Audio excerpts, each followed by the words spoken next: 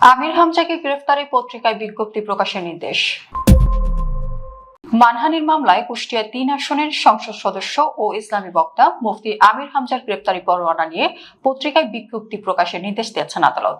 রবিবার বেলা 11টার দিকে সিরাজগঞ্জের চৌহালি আমলি আদালতের বিচারক সুমন কর্মকার এই আদেশ দেন। মামলার বাদী ও সিরাজগঞ্জ জেলা আইনজীবী সমিতির সাধারণ সম্পাদক অ্যাডভোকেট হুমায়ুন কবির কর্নেল বিষয়টি নিশ্চিত করেছেন। তিনি বলেন, রবিবার আদালতে আমির হামজার হাজির হওয়ার কথা ছিল, তবে তিনি আদালতে উপস্থিত হননি।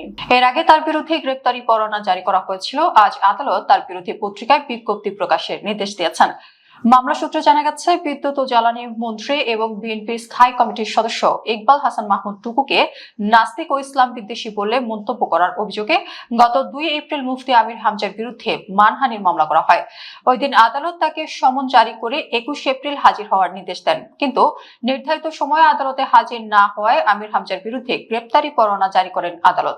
পরে রবিবার আদালতে হাজির হওয়ার কথা থাকলেও তিনি উপস্থিত না হওয়ায় আদালত পত্রিকায় বিজ্ঞপ্তি প্রকাশের নির্দেশ দেন। উল্লেখ্য, বিদ্যুৎ জ্বালানি ও খনিজ সম্পদ মন্ত্রী ইকবাল হাসান মাহমুদ টুকুকে নিয়ে আপাদমস্তক নাস্তিক মন্তব্য করায় জামায়াত নেতা ও কুষ্টিয়ার সংসদ সদস্য মুফতি আমির হামজার বিরুদ্ধে 100 কোটি টাকার মানহানির মামলা দায়ের করা হয়েছে।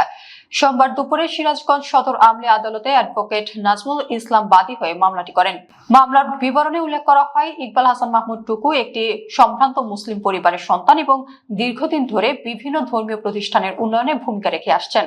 গত 26 মার্চ বীর মুক্তিযোদ্ধাদের সম্মাননা প্রদান অনুষ্ঠানে দেওয়া এক বক্তব্যকে কেন্দ্র করে মুফতি আমির হামজা তাকে নাস্তিক আখ্যা দিয়ে ব্যক্তিগতভাবে আক্রমণ করেন, যা তার ধর্মীয় ভাবমূর্তি ক্ষুণ্ণ করেছে।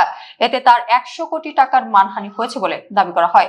বাদীপক্ষের আইনজীবী অ্যাডভোকেট নাজমুল ইসলাম বলেন, এ ধরনের কুরুচিপূর্ণ মন্তব্যে সিরাজগঞ্জ সহ দেশের বিভিন্ন স্থানে মানুষ ক্ষুব্ধ হয়েছেন। দণ্ডবিধির 500 ধারায় দায়ের করা এই মামলায় আসামির দৃষ্টান্তমূলক শাস্তির দাবি জানান তিনি। এদিকে সিরাজগঞ্জ জেলা আইনজীবী সমিতি ও বিএনপি নেতারা মুফতি আমির হামজার এই বক্তব্যের তীব্র নিন্দা জানিয়েছেন। তারা বলেন, একজন দায়িত্বশীল মন্ত্রীর বিরুদ্ধে এ ধরনের মন্তব্য অনভিপ্রেত। ঘটনার সুষ্ঠু তদন্ত করে প্রয়োজনীয় ব্যবস্থা নেওয়ার আহ্বান জানান তারা।